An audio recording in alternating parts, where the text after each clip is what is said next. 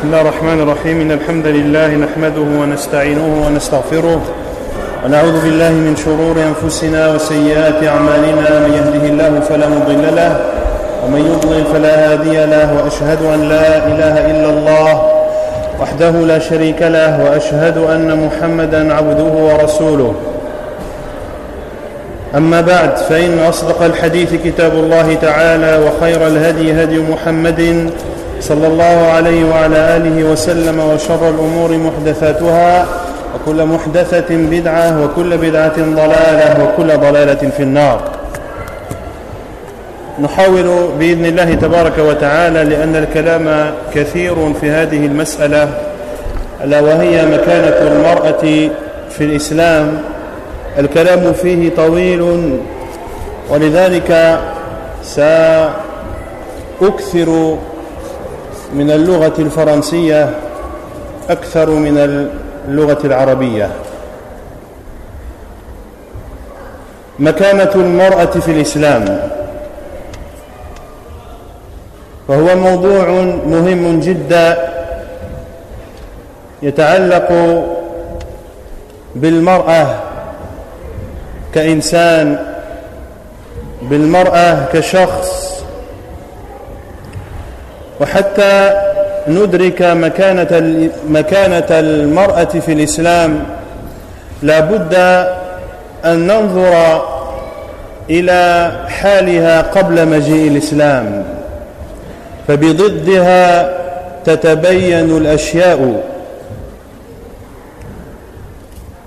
Donc je disais que le sujet de la place de la femme en islam est un sujet où il y a beaucoup à dire. De parler de la femme en tant que personnalité, une femme musulmane qui est de plus en plus la cible de beaucoup de personnes ou d'institutions ou de pays ou de dogmes qui la visent dans le but de porter atteinte à l'islam. C'est donc un sujet extrêmement important qui concerne bien sûr les femmes, mais aussi les hommes, car ce sont ces hommes musulmans à qui l'on fait les reproches d'être irrespectueux, d'être violents, d'être méprisants envers la femme musulmane.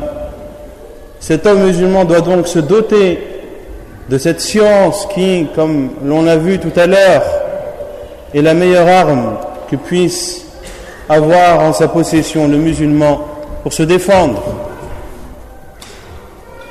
et pour connaître la valeur et la place de la femme en islam, et pour en voir les limites. Il faut bien sûr parler de l'état de la femme avant l'arrivée de l'islam. Avant l'arrivée de l'islam, la femme n'était considérée que comme marchandise qui se vendait et s'achetait. C'était un être détesté des hommes.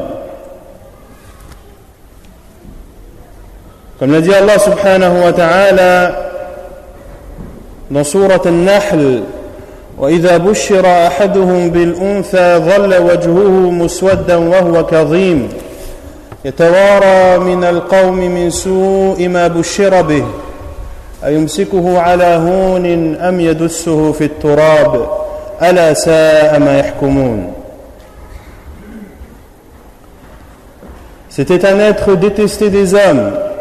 Et avant l'arrivée de l'islam, cette haine qu'avaient les hommes envers les femmes les amenait à les tuer, les amenait à faire subir,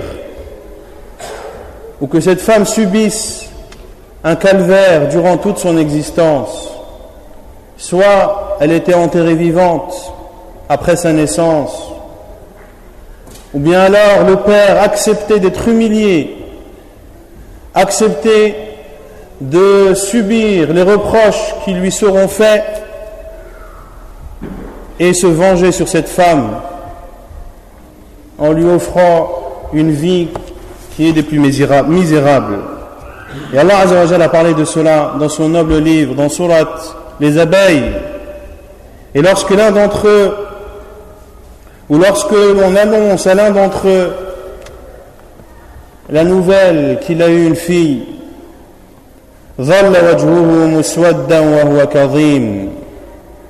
alors son visage s'assombrit et une rage profonde l'envahit. Il esquive les hommes de son peuple à cause du malheur qui lui a été annoncé.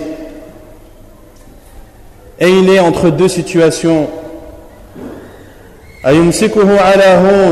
Va-t-il garder cette fille en s'humiliant devant les hommes comme lui, ou l'enterrera-t-il vivante? Et Allah Azza wa Jalla a qualifié cela de mauvais jugement. Ala sa'a ma yahkumun. Comme il est mauvais ce jugement d'être dans une situation comme celle-ci. Et Allah subhanahu wa ta'ala a informé dans son noble livre qu'il rendra justice à cette femme méprisée.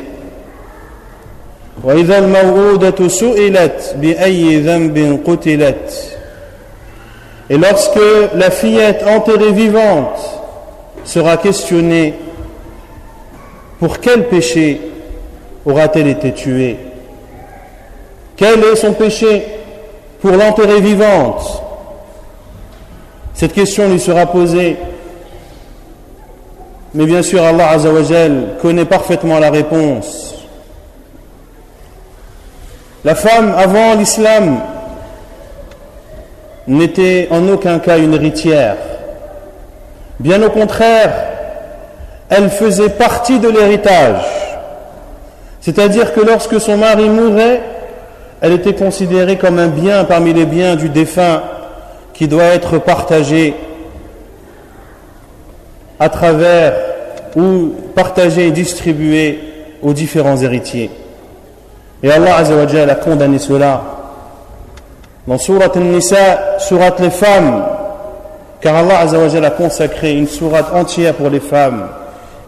Ya ayyuhalladhina amanu la yahillu lakum an tarithu an-nisaa karha. Ô vous qui avez cru, il ne vous est pas licite d'hériter des femmes contre leur gré, et ne les empêchez pas de se marier. N'empêchez pas ces femmes qui viennent de perdre leur mari de se remarier, car avant l'arrivée de l'islam, le devenir de cette femme, le devenir de cette veuve, son avenir était entre les mains du conseil familial. Si les membres de la famille de son mari acceptaient qu'elle se marie, alors elle le pouvait, sinon elle était condamnée à être sous leur autorité et à être à leur service. Ceci concerne les Arabes avant l'arrivée de l'islam. Mais il n'y a pas que les Arabes qui ont offensé cette femme. Il y a d'autres civilisations qui ont traité la femme d'une façon plus ignoble encore. Ainsi, en Inde, lorsqu'une femme perd son mari, et il y a, ou c'est fait, ou cette coutume n'est pas si lointaine que ça. Les derniers cas ne remontent pas plus loin qu'en 1800, où lorsque la femme perdait son mari, et que ce mari était incinéré, sa dépouille était brûlée, celle-ci, c'est-à-dire cette femme, devait elle aussi jeter son corps dans les flammes au-dessus du corps de son mari carbonisé. Et si elle ne le faisait pas, alors ce serait le début d'un calvaire interminable. cette coutume a été abolie en Inde, mais remplacée par une autre coutume, à savoir que la femme qui perd son mari doit se raser les cheveux complètement. Et chez certains chrétiens, la femme est la source du mal. C'est l'origine des péchés. Et elle est pour l'homme une porte parmi les portes de l'enfer. Et en France, car nous sommes en France, en 585 de l'année grégorienne, un concile, c'est-à-dire une assemblée d'évêques, se rassemblait pour discuter de la femme. Était-elle un être humain? Avait-elle une âme? Et si âme il y avait, est-ce l'âme d'un être humain ou alors l'âme d'un animal? Et à la même époque, les versets du Coran descendaient pour donner à sa femme la place qu'elle mérite. Et ils en ont conclu dans cette réunion et dans ce concile que la femme a une âme, mais qu'elle n'a été créée que pour servir son homme. Et en France, dans les années 1800, la femme veuve n'avait pas le droit à l'héritage. Et dans les lois anglaises, il n'y a pas si longtemps que ça, la femme n'était pas considérée comme une citoyenne à part entière. Et pire encore, jusqu'en 1805, le mari avait le droit de vendre sa femme. L'on parle de l'Occident en 1805. En Chine, l'année de la femme est une année qui s'annonce très mal et qui est mauvais signe. Et chez les personnes de confession judaïque, la femme est maudite car c'est elle qui a incité Adam alayhi salam à pécher et à manger du fruit de cet arbre. Et dans le dogme judaïque également, la femme qui a ses menstrues est considérée comme impure. Elle est impure en soi-même, mais elle rend impur tout ce qu'elle pourrait toucher comme personne, animal, nourriture ou ustensile ou autre. Ainsi étaient, de façon brève, et quelques exemples que je cite pour vous donner une idée de la façon dont était traitée la femme avant l'apparition de l'islam et avant qu'Allah subhanahu wa ta'ala n'envoie son prophète Muhammad sallallahu alayhi wa sallam en guise de miséricorde pour les mondes, et dans les mondes entrent également les femmes. Quelle est la place de la femme en islam? C'est une place immense, et l'humanité entière, il n'y a pas une religion qu'a connue l'humanité qui a donné une place à la femme comme l'a donné l'islam. L'islam a pris soin de la femme. L'islam a responsabilisé la femme. L'islam a donné à la femme sa place et l'a élevée. Le prophète sallallahu alayhi wa sallam a dit dans le hadith authentique selon Aïcha radiyallahu anha: innama an-nisa'u shaqa'iqu ar-rijal. Les femmes sont les consoeurs des hommes. Qui dit cela? Le prophète alayhi salatu wassalam. Une parole qui n'avait jamais été prononcée dans une religion auparavant, dans un contexte qui était celui que je venais ou que je viens de vous citer. Et la femme en islam sera jugée de la même façon que l'homme.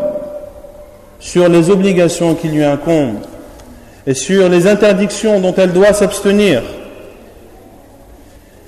Et elle est pareille à l'homme concernant les châtiments et concernant les récompenses. Allah Azza wa Jal dit وَمَنْ يَعْمَلْ مِنَ الصَّالِحَاتِ مِنْ ذَكَرٍ أَوْ أُنْثَى وَهُوَ مُؤْمِنٌ فَأُولَئِكَ يَدْخُلُونَ الْجَنَّةَ وَلَا يُظْلَمُونَ نَقِيرًا وقال عز وجل من عمل صالحا من ذكر أو أنثى وهو مؤمن فلنحيينه حياة طيبة ولنجزينهم أجرهم بأحسن ما كانوا يعملون.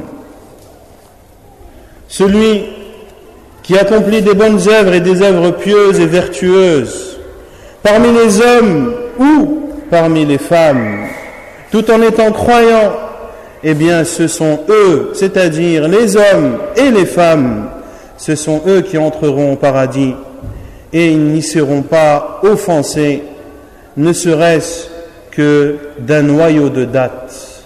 Allah Azza wa Jalla n'offense pas ses serviteurs. Inna Allah la yadhlimu an-nasa shay'a walakinna an-nasa anfusahum yadhlimun. Allah n'offense en aucun cas les gens, et ici les gens, il s'agit des musulmans comme des non-musulmans, mais ce sont les gens qui offensent eux-mêmes.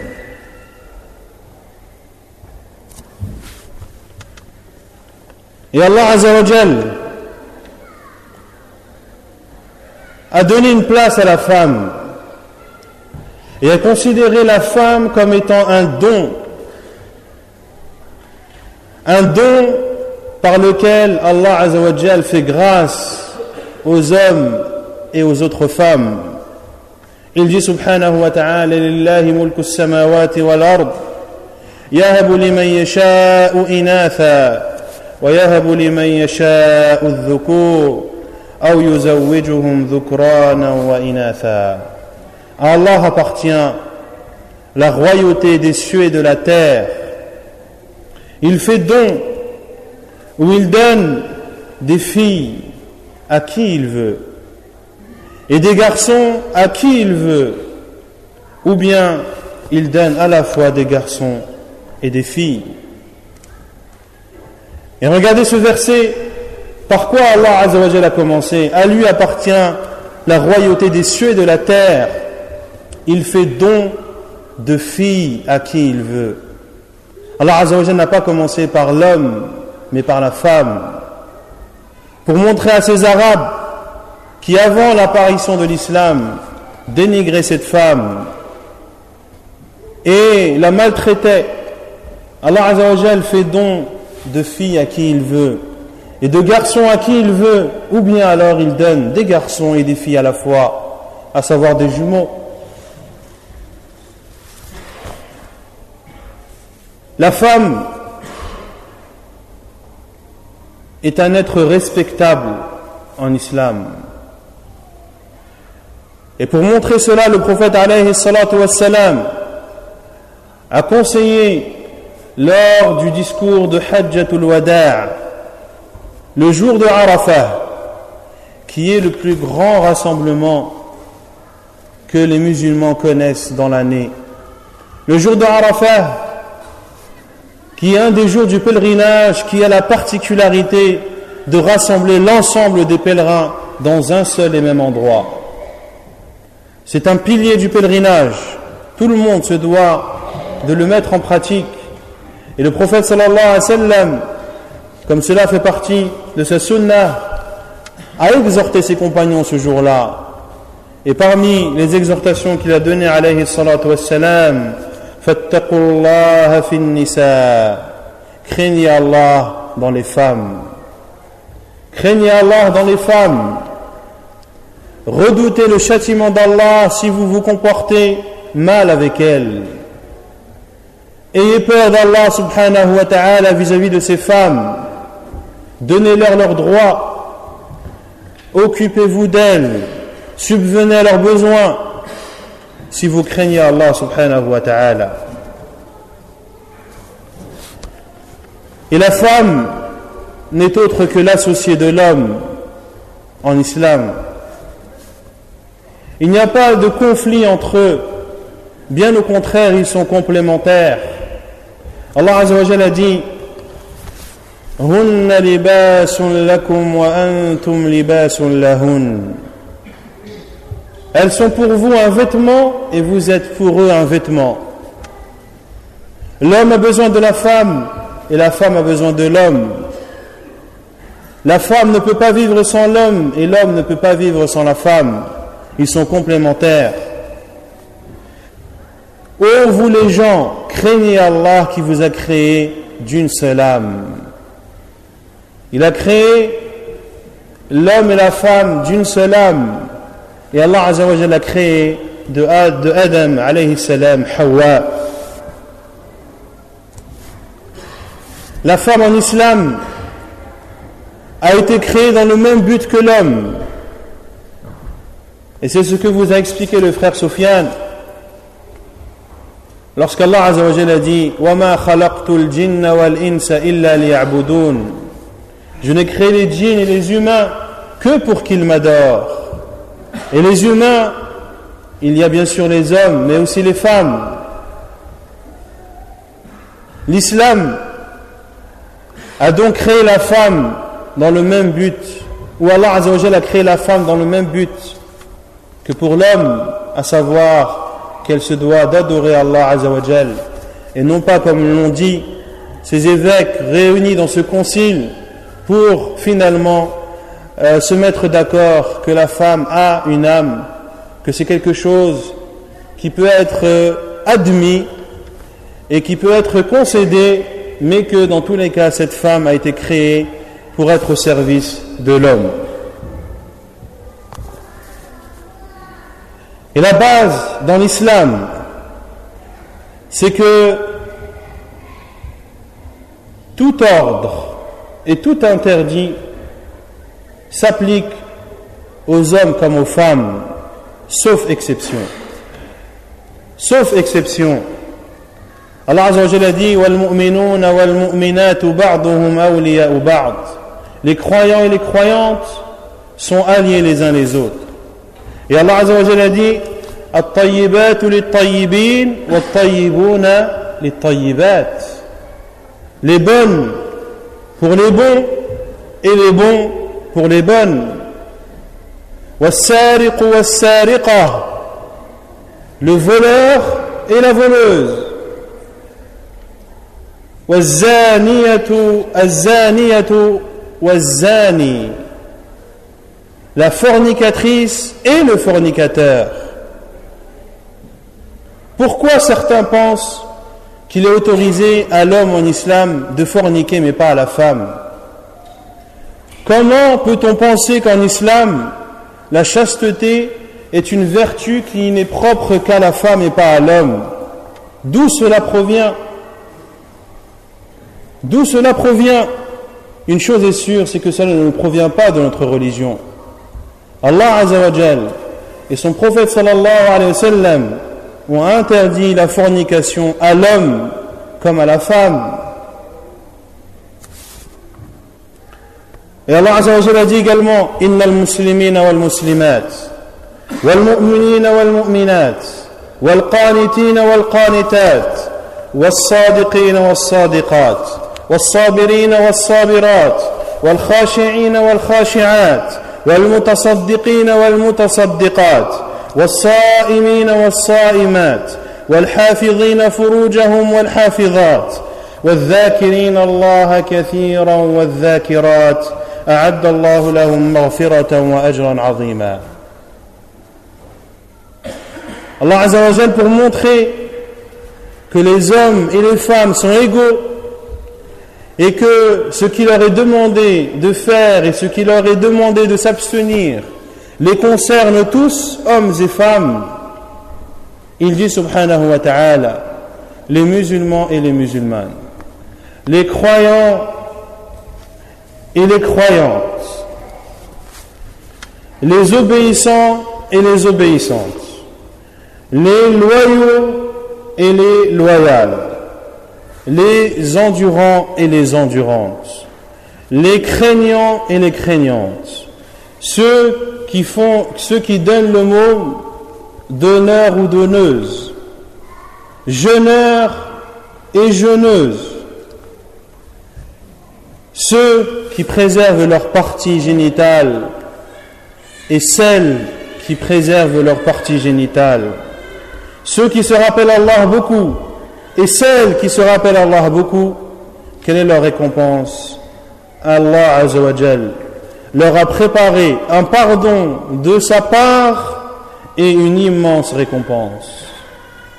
Un pardon de sa part et une immense récompense pour toutes ces catégories de personnes qui se caractériseront par ces qualités, hommes et femmes. Y a-t-il une religion plus juste que cela? Comment dire, après prendre connaissance de tels versets, que l'islam dénigre la femme, que l'islam rabaisse la femme? In yaquluna illa kadhiba, comme l'a dit Allah Azza wa Jal, mais ils ne disent que mensonges.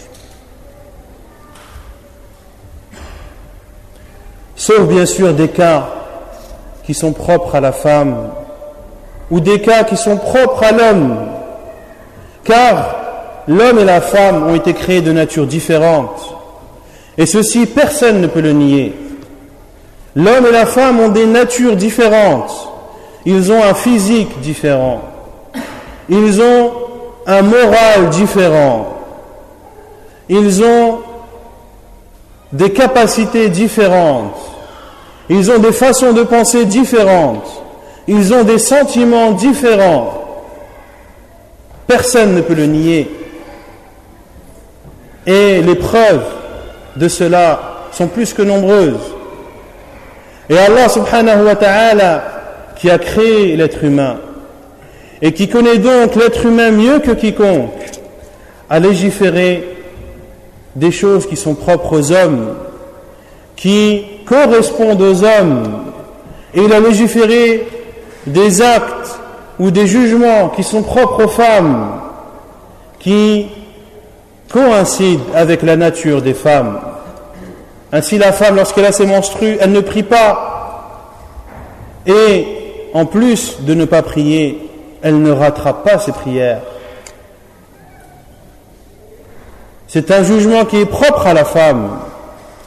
La femme qui allaite ou la femme qui est enceinte, le jeûne du Ramadan ne lui est pas obligatoire. Soit elle le rattrape plus tard, ou si elle ne veut pas le rattraper, qu'elle se contente de nourrir pour chaque jour non jeûné un pauvre. L'homme doit subvenir aux besoins de sa femme et de sa famille, car c'est à l'homme de travailler. C'est l'homme qui a la capacité physique et morale de supporter les travaux difficiles. Et c'est à sa charge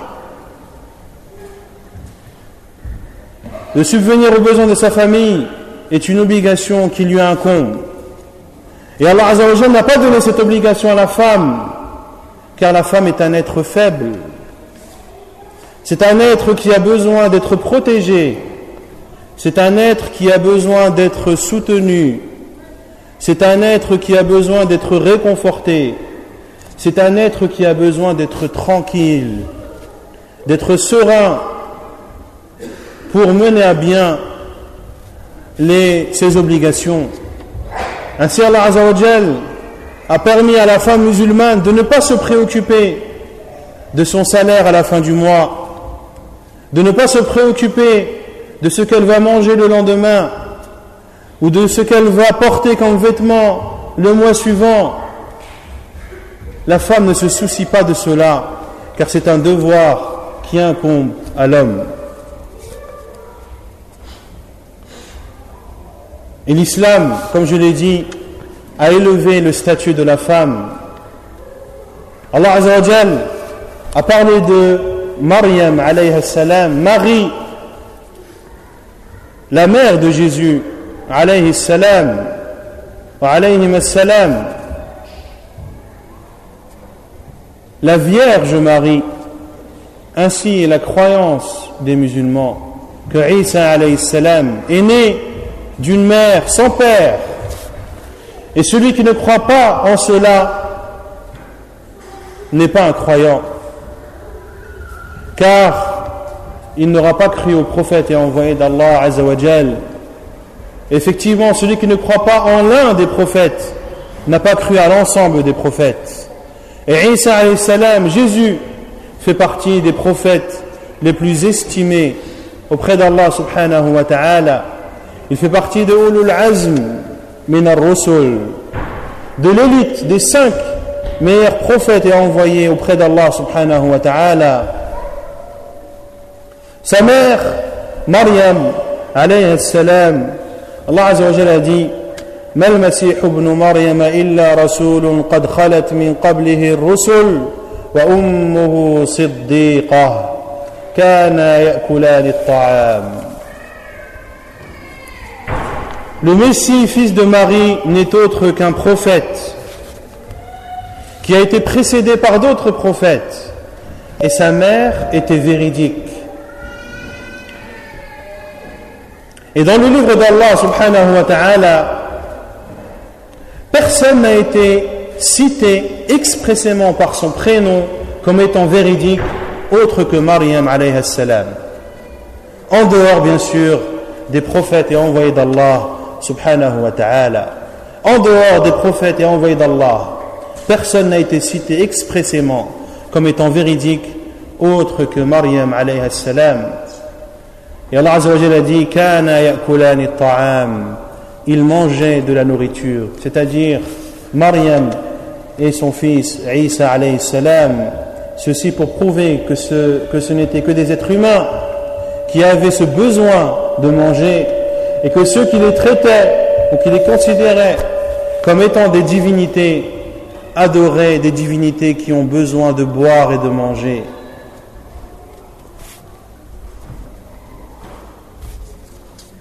Omar ibn al-Khattab radiyallahu anhu, le guide des croyants, a été stoppé une fois par une femme alors qu'il marchait en compagnie de nobles personnes. Il a été stoppé par une femme, s'est arrêté et a écouté ses paroles. Cette femme lui a dit: Ô Omar, tu étais appelé avant Umayr, qui est le diminutif de Omar. Puis les gens t'ont appelé Omar. Et maintenant les gens t'appellent Amirul Mu'minin, le guide des croyants. Et elle lui a dirigé des conseils en lui disant: crains Allah, ô Omar, car celui qui est persuadé de la mort a peur de se tromper, et celui qui est persuadé du jugement a peur d'être châtié. C'était une femme âgée, une vieille femme, qui a dit cela à Omar ibn al-Khattab radiyallahu anhu. Mais cela ne l'a pas empêché de l'écouter attentivement et de prêter oui à toutes les paroles qu'elle disait, au point que cela lui était reproché par certains qui l'accompagnaient en disant: ô Omar, ou ô guide des croyants, tu laisses des hommes pour une vieille. Et il leur a dit radiyallahu anhu: savez-vous qui est cette femme? Savez-vous qui est cette femme? Si cette femme m'avait arrêté toute la journée, du matin jusqu'au soir, pour me parler, je serais resté sauf pendant les heures de prière.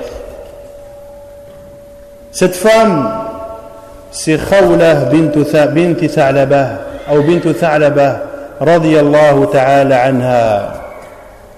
Allah Azza wa Jal a entendu ces paroles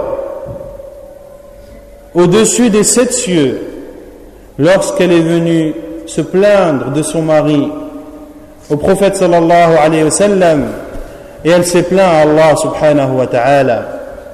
Et Omar radiyallahu anhu leur a dit: une femme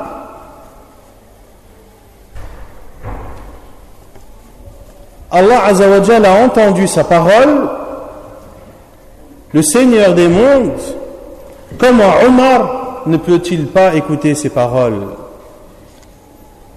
Allah Azza wa Jalla dit قد سمع الله قول التي تجادلك في زوجها وتشتكي إلى الله. Aïcha radiallahu anha rapporte, comme cela est rapporté dans le hadith authentique, que Khawla bint Tha'laba parlait au prophète sallallahu alayhi wa sallam.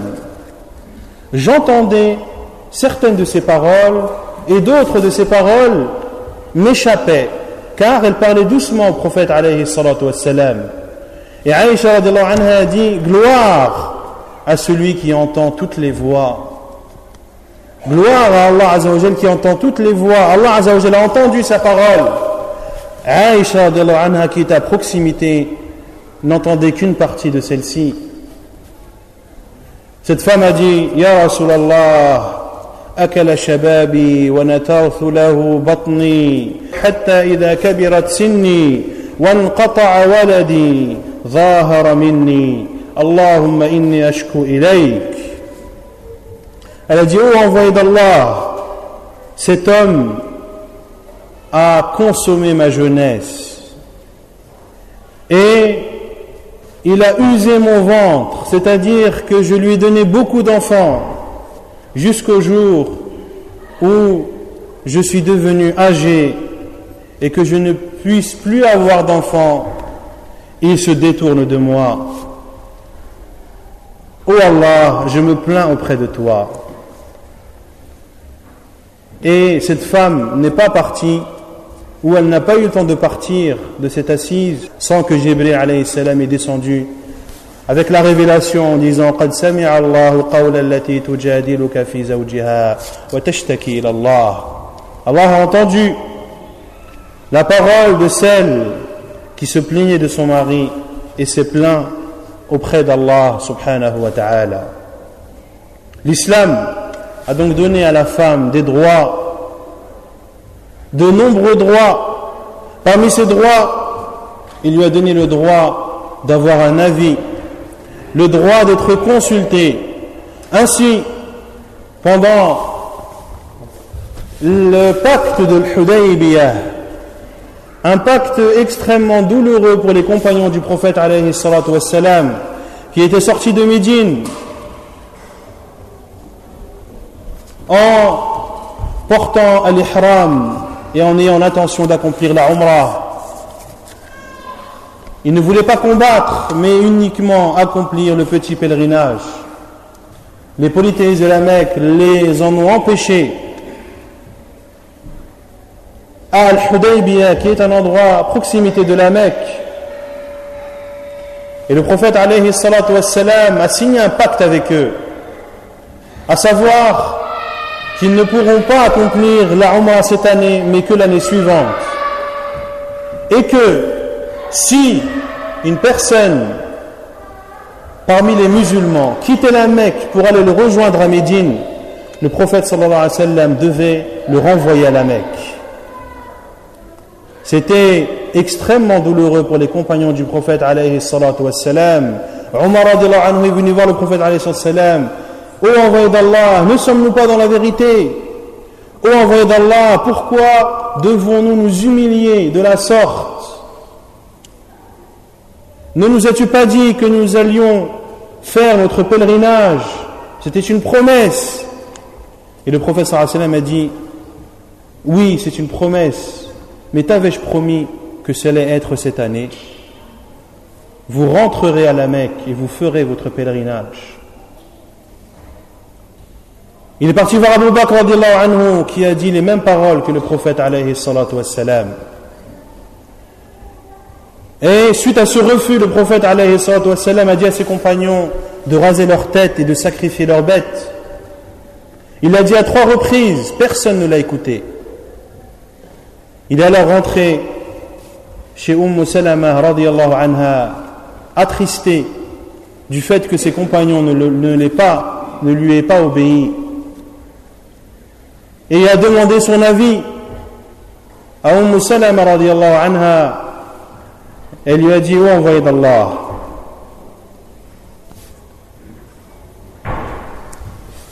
sors, ne parle à aucun d'entre eux, demande à ton coiffeur de te raser et sacrifie ta bête et ils te suivront dans cela. Et effectivement, c'est ce qu'a fait le prophète alayhi salatu wassalam, et effectivement les compagnons radiallahu anhum l'ont suivi. La femme en islam a le droit à l'éducation. A le droit à l'éducation, et la preuve est le hadith rapporté par Abu Daoud, lorsque le prophète alayhi salatu wassalam a dit à une des femmes appelée Ash-Shifa bint Abdillah, elle rapporte que le prophète alayhi salatu wassalam est rentré alors que j'étais chez Hafsa. Et le prophète sallallahu alayhi wa sallam lui a dit, c'est-à-dire à Shifa, enseigne à celle-ci, c'est-à-dire à Hafsa, comment se guérir des boutons qui est appelé Namla, Allimiha Ruqyatun Namla, qui est une maladie connue, à savoir le fait d'avoir des boutons ou des ulcères sur les côtés ou sur les flancs. Allimiha Ruqyatun Namla kama allamtiha al-kitaba. Enseigne-lui comment se guérir de cette maladie comme tu lui as enseigné l'écriture. Comme tu lui as enseigné l'écriture. Et le prophète alayhi salam a dit Talabul ilmi faridatun ala kulli muslim. D'apprendre la religion est une obligation pour chaque musulman. Et les savants sont unanimes que le terme musulman dans ce hadith englobe l'homme mais aussi la femme. La femme en islam a le droit de choisir son mari. Le prophète alayhi salatu wassalam, comme cela est rapporté dans Muslim, par Muslim dans son Sahih, selon Abdullah ibn Abbas, radiyallahu ta'ala anhu, le prophète alayhi salatu wassalam a dit, la femme divorcée a plus de droits sur elle-même que son tuteur, à savoir sur la décision de se marier ou non, sur le choix de son mari. Et il dit sallallahu alayhi wa sallam, wal bikru tusta'dhan, et la femme vierge ou la fille vierge, on doit lui demander l'autorisation, on doit lui demander son avis. Et le prophète sallallahu alayhi wa sallam a dit wa idhnuha sumatuha, et son accord c'est son silence. La femme en islam a donc le droit de refuser de se marier avec un homme. Le mariage forcé n'existe pas en islam et il n'est pas approuvé par l'islam comme pourraient le prétendre des ignorants qui sont soit ignorants ou soit jaloux de cette religion, car une parole comme celle-ci ne peut sortir d'une personne autre que ces deux catégories précédemment citées. Bien plus encore, comme le rapporte Al-Bukhari dans son Sahih, selon Khansa bint Khaddam ou bint Khidam radiyallahu anha, elle rapporte que son père l'a mariée alors qu'elle avait été déjà divorcée. Son père l'a mariée alors qu'elle ne voulait pas. Elle a détesté ce mariage. Elle est partie se plaindre au prophète sallallahu alayhi wa sallam et il a alors annulé son mariage. Certains pourraient dire cela concerne la femme déjà mariée, mais la femme vierge, il est autorisé de la forcer. Eh bien écoutez, le hadith d'Abdullah ibn Abbas radiyallahu anhu, qui est également authentique, qu'une fille vierge est venue voir le prophète sallallahu alayhi wa sallam et a dit au prophète alayhi salatu wa sallam que son père l'avait mariée de force. Et le prophète alayhi salatu wa sallam khayyaraha fakhayyaraha Rasulullah sallallahu alayhi wa sallam, c'est-à-dire que le prophète sallallahu alayhi wa sallam lui a donné le choix soit de rester ou soit de partir. Et la femme en islam a le droit à l'héritage للرجال نصيب مما ترك الوالدان والأقربون وللنساء نصيب مما ترك الوالدان والأقربون مما قل منه أو كثر نصيبا مفروضا. Aux hommes, une part de ce qu'auront laissé les parents ou les proches, et aux femmes, une part de ce qu'auront laissé les parents et les proches, mimma qalla minhu aw kathur, que ce soit en grande ou petite quantité, nasiban mafrouda, une part obligatoire. C'est une part obligatoire qui doit revenir à chaque ayant droit. Et la femme en islam a le droit à la dot. Allah Azza wa Jalla a dit وَآتُوا النِّسَاءَ صَدُقَاتِهِنَّ نِحْلَةً, et donner aux femmes leur dot en bonne grâce. Et la femme a le droit, où l'homme doit subvenir à ses besoins charnels.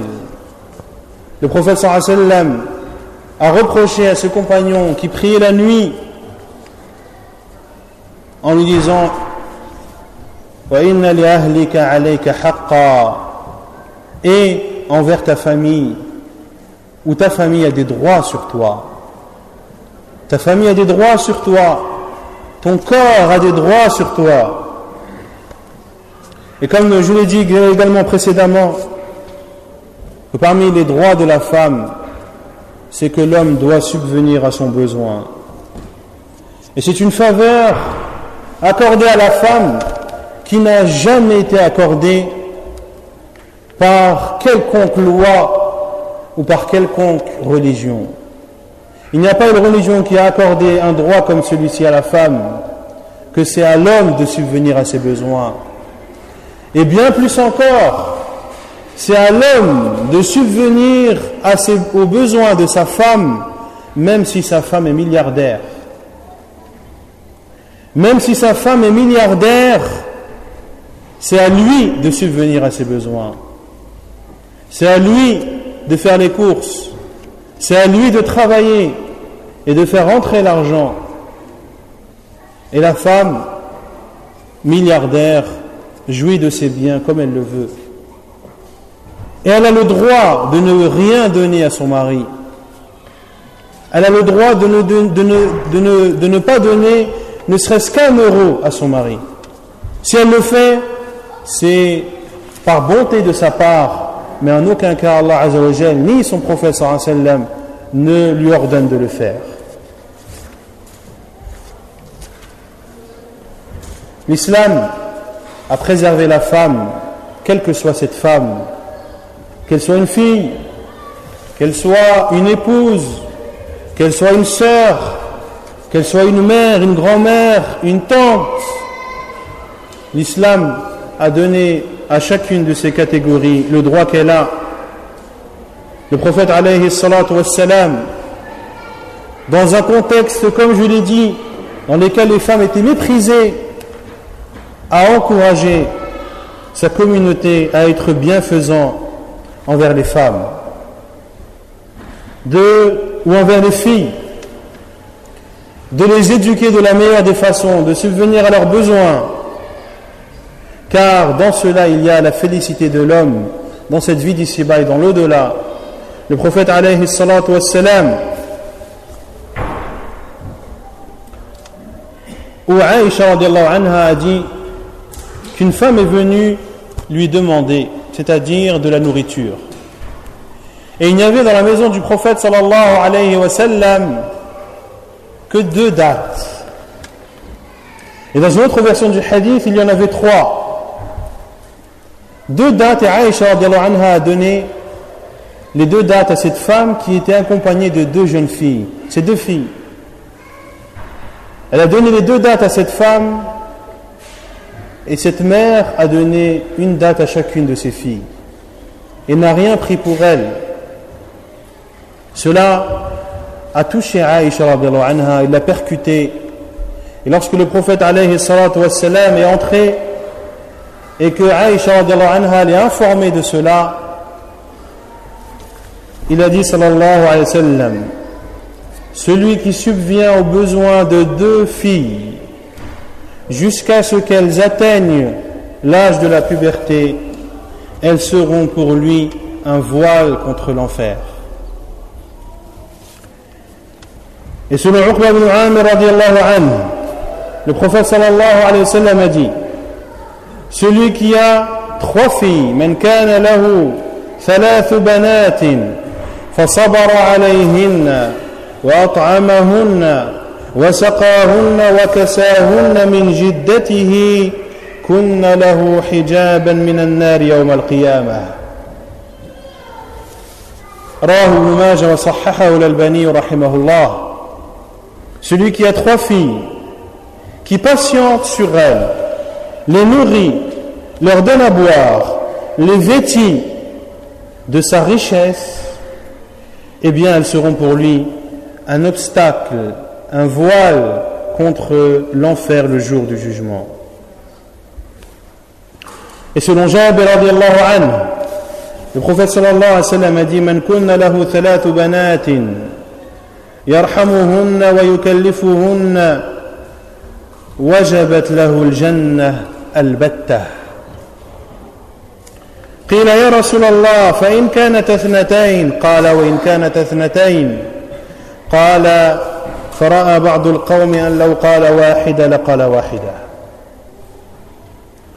Et selon Jabir ibn Abdullah radiallahu anhu, le prophète sallallahu alayhi wa sallam a dit, celui qui a trois filles, qui est miséricordieux envers elles et qui les prend à sa charge, eh bien le paradis sera obligatoire pour lui pour toujours. Il a été dit, oh envoyé d'Allah, et ici il en a deux. Et le prophète sallallahu alayhi wa sallam a dit, même s'il en a deux. Et les personnes présentes se sont tues. Et certaines parmi les personnes présentes ont dit que si l'un avait dit une, le prophète sallallahu alayhi wa sallam aurait dit une. Et selon Anas ibn Malik radiyallahu anhu, le prophète sallallahu alayhi wa sallam a dit, man ala jariyatayn hatta tablugha jaa yawm al-qiyamati ana wa huwa wa dhamma asabi'ahu sallallahu alayhi wa sallam. Et le prophète sallallahu alayhi wa sallam a dit, celui qui a deux filles qui subvient à leurs besoins jusqu'à atteindre l'âge de la puberté, il viendra, c'est-à-dire se perd le jour du jugement, et je serai, moi et lui, comme ceci. Et dans certaines versions du hadith, le prophète sallallahu alayhi wa sallam a collé son majeur et son index. Et le prophète alayhi salatu wa sallam était doux et miséricordieux envers les filles. Il est rentré, sallallahu alayhi wa sallam, dans la mosquée en portant dans ses bras sa petite fille Umama, la fille de Zaynab, radiyallahu anha. Et le prophète alayhi salatu wa sallam a prié, a présidé la prière en portant sa petite fille dans ses bras, et lorsqu'il se prosternait ou s'inclinait, il la posait à terre, et lorsqu'il se relevait, il la reprenait. Et le prophète alayhi salatu wa sallam était affectueux envers ses filles. Fatima radiallahu anha, le prophète alayhi salatu wa sallam un jour lui a dit des paroles en secret. Et certaines femmes, Aïcha radiallahu anha, étaient présentes. Il a dit des paroles à Fatima radiallahu anha qui l'ont fait pleurer. Puis, il lui a dit des paroles qui l'ont fait rire. Et Aïcha radiallahu anha avait tenté de connaître ces paroles, mais Fatima radiallahu anha a dit, je ne peux dévoiler le secret du prophète sallallahu alayhi wa sallam, ou un secret du prophète alayhi wa sallam. Et lorsque le prophète sallallahu alayhi wa sallam est décédé, Aïcha radiallahu anha a demandé une nouvelle fois à Fatima, elle a dit, oui, maintenant je peux te dire. Quant à la première fois, le prophète sallallahu alayhi wa sallam m'a dit qu'il allait bientôt partir, qu'il allait bientôt quitter ce bas monde. Ceci m'a attristé, j'ai alors pleuré. Puis il m'a dit, que penses-tu si tu étais la maîtresse des femmes des croyants au jour, dans le paradis? Et j'ai alors souri. Ainsi était le prophète alayhi salatu wassalam envers ses filles doux et affectueux sallallahu alayhi wa ala alihi wa sallam. Quant à la femme en tant qu'épouse, un homme a questionné le prophète alayhi salatu wassalam, comme cela est rapporté dans Sunan Abi Daoud, selon Muawiyah radiyallahu anha.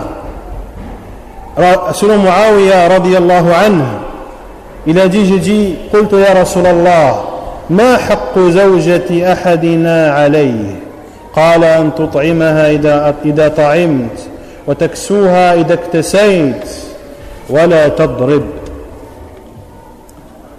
J'ai dit, ô envoyé d'Allah, quels sont les droits des femmes sur nous les hommes, les maris? Le prophète sallallahu alayhi wa sallam a dit, de la nourrir quand tu te nourris, de la vêtir quand tu te vêtis, et de ne pas la frapper. Et le prophète sallallahu alayhi wa sallam a dit, kafa bil mar'i ithman an yudayya man yaqut. Il suffit pour un homme de ne pas prendre en charge les personnes qui sont sous sa responsabilité. Le simple fait de ne pas les prendre en charge est un mal en islam. Et le prophète alayhi salatu wassalam a considéré le fait de frapper une femme comme étant un défaut qui autorise à la femme de refuser de se marier avec un homme comme celui-ci. Et la preuve est le hadith rapporté par Muslim dans son Sahih, selon Fatima bint Qais radiyallahu anha. Elle est venue voir le prophète sallallahu alayhi wa sallam et a dit, ô envoyé d'Allah, Muawiyah ibn Abi Sufyan et Abu Jahm m'ont demandé en mariage. Et le prophète sallallahu alayhi wa sallam a dit, quant à Abu Jahm, فَلَا يَضَعُ عَصَاهُ عَلَى عَاتِقِهِ, il ne pose jamais son bâton sur son épaule. Autrement dit que c'était un homme qui frappait les femmes et que son bâton ne connaissait pas de répit. Et quant à Muawiyah, c'est un mendiant, il n'a pas d'argent. Marie-toi avec Osama ibn Zayd. Et le prophète sallallahu alayhi wa sallam a parlé aux maris en leur disant sallallahu alayhi wa sallam, comme le hadith est rapporté par Muslim, la yafrak mu'minun mu'minatan in kariha minha khuluqa radiya minha akhar. Qu'un croyant ne s'énerve pas sur une croyante. S'il déteste sur elle un comportement, il en agréera d'autres. Ainsi, la vie conjugale se partage entre acceptation de défauts et prise de conscience de qualité. Il ne faut pas voir que les défauts de ta femme. Et pour la femme, il ne faut pas voir que les défauts de son mari, mais de voir les qualités. Et parmi les droits de la femme, c'est que son mari doit entrer chez lui après avoir accompli la prière de l'Isha. Il ne doit pas passer ses nuits dehors ou rentrer tard. Le prophète sallallahu alayhi wa sallam a dit à Abdullah ibn Amr, comme cité précédemment, inna li nafsika ou inna li zawjika alayka haqqa. Et la femme en islam a aussi des droits en tant que mère. Elle a des droits en tant que mère. Allah Azza wa Jalla dit wa'budullaha wa la tushriku bihi shay'a wa bil walidayni ihsana. Adorez Allah et ne lui associez personne, et soyez bienfaisants envers vos parents. Et Allah Azza wa Jalla dit en parlant des parents, fala taqul lahuma uffin wa la tanharhuma wa qul lahuma qawlan karima واخفض لهما جناح الذل من الرحمة وقل رب ارحمهما كما ربياني صغيرا. Ne leur dis pas ouf et ne les brusque pas, c'est-à-dire dans les paroles. وقل لهما قولا كريما, et dis-leur des paroles respectueuses. Et par miséricorde, abaisse pour eux l'aile de l'humilité et dis: ô mon Seigneur, fais-leur à tous deux miséricorde comme ils m'ont élevé tout petit. Comme ils m'ont élevé tout petit.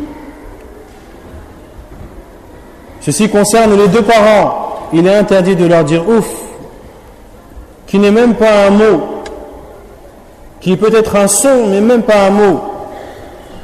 Il est interdit de dire ouf à tes parents, que ce soit ta mère ou ton père. Que dire d'élever la voix sur eux? Que dire de leur répondre? Que dire de leur dire non? Que dire de les insulter et de leur manquer de respect? Et la mère, en termes de bonté, précède le père. Un homme est venu voir le prophète sallallahu alayhi wa sallam: ô envoyé d'Allah, parmi les gens, quels sont ceux qui méritent le plus ma meilleure compagnie? Le prophète sallallahu alayhi wa sallam a dit: c'est ta mère. Puis ensuite, c'est ta mère. Puis ensuite, c'est ta mère. Puis ensuite, c'est ton père. Et un homme, Jahimah radiallahu anhu, est venu voir le prophète sallallahu alayhi wa sallam. Et le hadith est jugé bon par Cheikh al-Albani rahimahullah. Il dit: je voulais lutter dans le sentier d'Allah subhanahu wa ta'ala, et je suis venu à toi, ô envoyé d'Allah, pour te demander ton avis. Que lui a répondu le prophète sallallahu alayhi wa sallam? Il lui a répondu: hal laka min as-tu une mère? Il a répondu oui. Le prophète sallallahu alayhi wa sallam a dit alors: falzamha fa innal jannata 'inda rijlayha. Reste à ses côtés, car le paradis est à ses pieds. Reste aux côtés de ta mère, prends soin d'elle, comme elle a pris soin de toi quand tu étais petit. Aide-la à se laver, comme elle t'aidait à te laver quand tu étais petit. Fais-lui à manger, comme elle faisait à manger pour toi quand tu étais petit. Ne t'énerve pas sur elle, comme elle ne s'énervait pas sur toi quand tu étais petit. Réveille-toi la nuit si elle a besoin de toi, comme elle se réveillait la nuit lorsque tu avais besoin d'elle.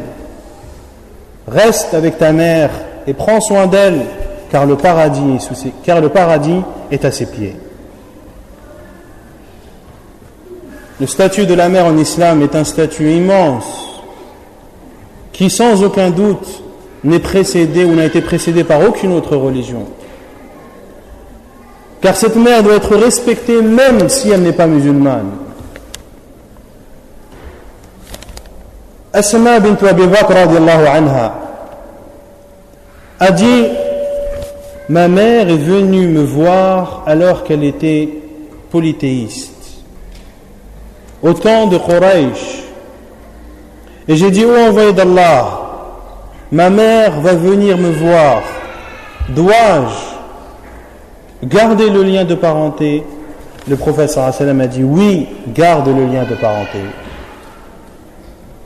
Ainsi est le statut de la femme en islam, un statut immense, un statut élevé, un rang élevé que l'islam a donné à la femme musulmane, qu'elle soit fille, sœur,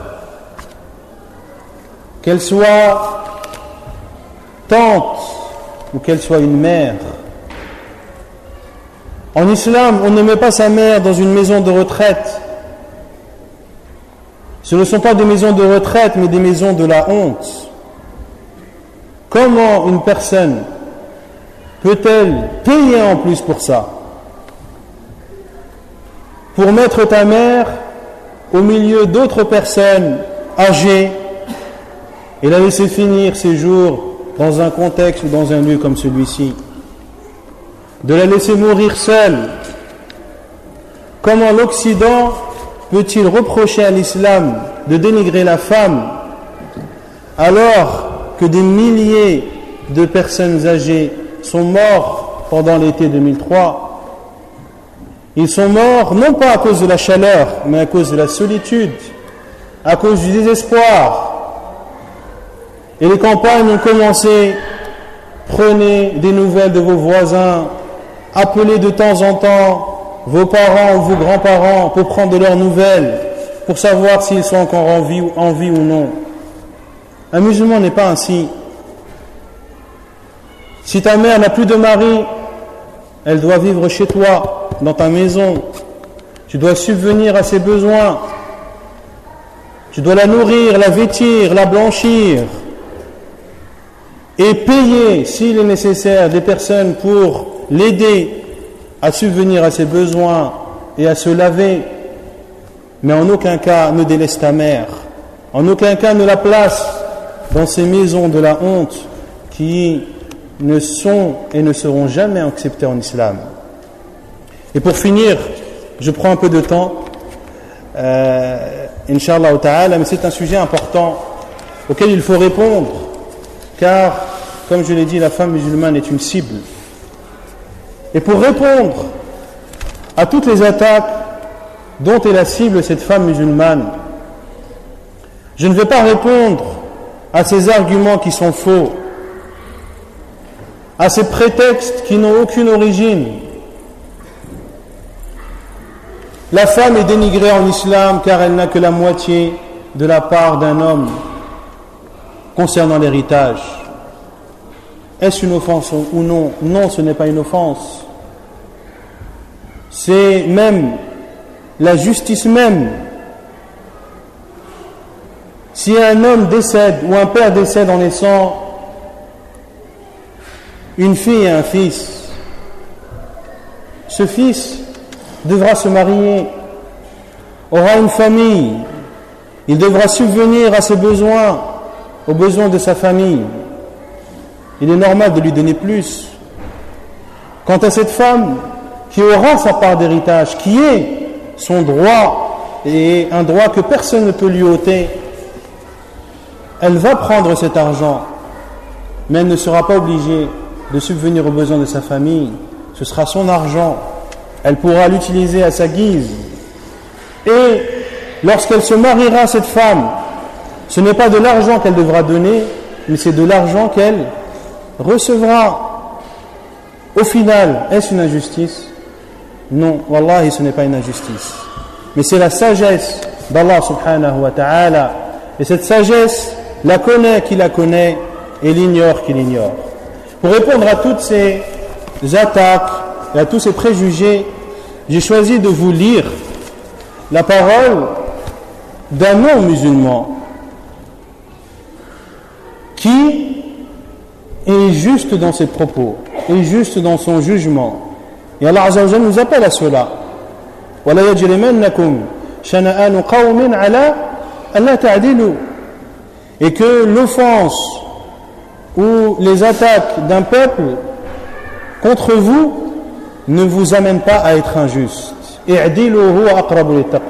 Soyez juste, cela est plus proche de la piété. Cet homme, il s'appelle Gustave Le Bon. Gustave Le Bon, qui est un Français contemporain, c'est-à-dire qu'il est mort dans les années 1930. C'est un homme qui ne s'est pas contenté de croire ce qu'on lui dit, mais qui a pris la peine de voyager et de constater les choses par lui-même. Ses paroles sont éloquentes, elles sont claires, elles veulent tout dire, elles sont une réponse en soi et ce n'est pas un musulman, c'est donc un non-musulman qui répond à un non-musulman. Je vais me contenter de le lire et Inch'Allah ta'ala je terminerai par cette lecture et vous verrez que ce sont des paroles qui sont plus que claires. Il dit dans son livre La civilisation des Arabes, le livre 4, l'influence de l'islamisme sur la condition des femmes en Orient. Il l'utilise ici, et ça parce qu'il utilise beaucoup le mot islamisme, il ne l'utilise pas dans le sens que l'on connaît aujourd'hui, qui est connoté islamisme, extrémisme, etc., etc. Mais il veut dire par là l'islam. Et c'est un homme qui parle, comme je l'ai dit, dans les années à peu près 1880. L'islamisme ne s'est pas borné à accepter simplement la polygamie qui existait avant lui. Il a exercé sur la condition des femmes en Orient une influence considérable. Loin de les abaisser, comme on le répète aveuglément, il a au contraire considérablement relevé leur état social et leur rôle. Le Coran, ainsi que je l'ai montré en examinant le droit des successions chez les Arabes, les traite beaucoup mieux que la plupart de nos codes européens. Le meilleur moyen d'apprécier l'influence exercée par l'islamisme sur la condition des femmes en Orient est de rechercher ce qu'était cette condition avant le Coran et ce qu'elle fut après. Avant Mahomet, donc je lis ces paroles, avant Mahomet, qui est Muhammad sallallahu alayhi wa sallam, les femmes étaient considérées comme des créatures intermédiaires, en quelque sorte entre l'animal et l'homme, bonnes uniquement à faire des enfants et à travailler pour les maîtres. Si nous voulons juger maintenant de l'influence qu'exerça le Coran à l'égard des femmes, nous n'avons qu'à rechercher ce qu'elles devinrent pendant la période de la civilisation arabe. C'est aux Arabes, nous l'avons vu, que les habitants de l'Europe empruntèrent, avec les lois de la chevalerie, le respect galant des femmes qu'imposaient ces lois. Ce ne fut donc pas le christianisme, ainsi qu'on le croit généralement, mais bien l'islamisme qui releva la femme du sort inférieur où elle était jusque-là maintenue. Les seigneurs de la première période du Moyen-Âge, tous chrétiens qu'ils étaient, ne professaient aucun égard pour elle. La lecture de nos vieilles chroniques ne laisse aucune illusion sur ce point. Avant que les Arabes eussent appris aux chrétiens à traiter les femmes avec respect, nos rudes guerriers du temps de la féodalité, qui était un système politique à l'époque, les malmenaient d'une façon très dure. L'importance des femmes pendant la période brillante de la civilisation arabe est prouvée par le nombre des femmes qui se sont illustrées par leurs connaissances scientifiques et littéraires. Nous pouvons donc conclure, en répétant ce que nous avons dit plus haut, que loin d'avoir abaissé la femme, l'islamisme l'a considérablement relevée. Nous ne sommes pas, du reste, le premier à soutenir cette opinion, défendue déjà par Cossin de Perceval et plus récemment par Barthélemy Saint-Hilaire. L'islamisme a relevé la condition de la femme et nous pouvons ajouter que c'est la première religion qui l'ait relevée. Il est facile de le prouver en montrant combien la femme a été maltraitée par toutes les religions et tous les peuples qui ont précédé les Arabes. Nous nous sommes déjà expliqués sur ce point dans notre dernier ouvrage et nous n'avons qu'à répéter ce que nous y avons dit pour convaincre le lecteur. Il est fort rare de voir courtiser en Orient la femme d'autrui. La chose paraît aussi monstrueuse aux Orientaux qu'elle semble naturelle aux Européens. Comme le dit justement le docteur Isambert, on ne peut pas dire que le foyer conjugal y soit souvent troublé chez nous, que chez nous par l'inconduite ou l'infidélité, plus démoralisante peut-être que la polygamie. Le mariage présente encore en Orient bien des particularités qui le distinguent profondément de nos unions européennes. Chez la plupart des Occidentaux, la femme est obligée, au moins dans les classes aisées, de donner, sous le nom de dot, une somme plus ou moins considérable pour réussir à se procurer un mari. C'est le contraire chez les Orientaux. Ils doivent payer à la famille de leur femme, et c'est une erreur. Ce n'est pas à la famille de la femme qu'on doit payer, mais c'est à la femme qu'ils doivent payer à la famille de leur femme une somme variable suivant leur état de fortune. La situation légale de la femme mariée, telle qu'elle est réglée par le Coran et ses commentateurs, est bien plus avantageuse que celle de la femme européenne. Non seulement elle reçoit une dot, mais encore conserve la jouissance de ses biens personnels et n'est nullement tenue de contribuer aux dépenses du ménage. En dehors de ces privilèges, la femme est traitée avec le plus grand des respects. Il en résulte pour elle une situation dont les avantages ont été reconnus par tous les observateurs consensueux.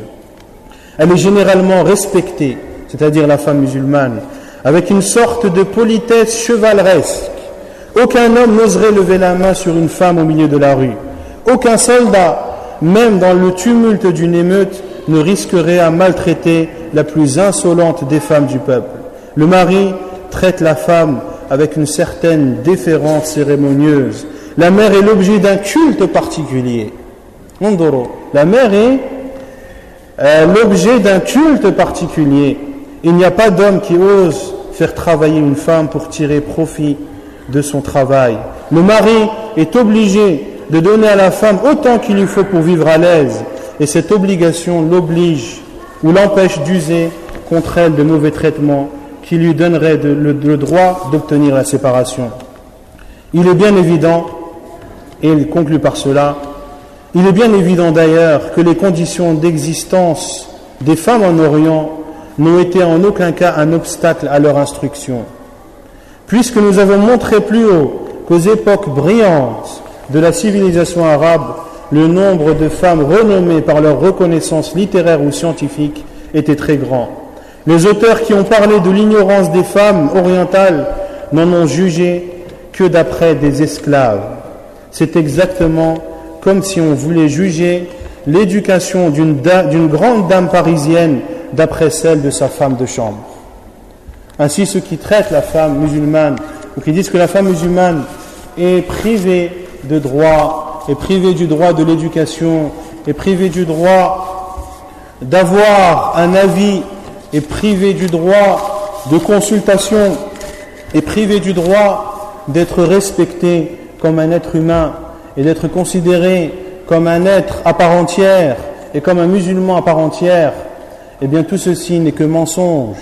Et nous l'avons démontré par les paroles d'Allah subhanahu wa ta'ala, par les paroles du prophète sallallahu alayhi wa sallam, et par des paroles de personnes qui approuvent cela et répondent par la même façon à ceux qui le dénigrent. ونسأل الله عز وجل أن يعلمنا ما جهلنا وأن ينفعنا بما علمنا وأن يحصننا بالعلم النافع، لأن العلم النافع كما قلنا وكررنا هو الذي يحصن المسلم من الفتن، وبهذا العلم تزول الشهوات والشبهات. وصلى الله وسلم وبارك على نبينا محمد وعلى آله وصحبه أجمعين، وآخر دعوانا أن الحمد لله رب العالمين.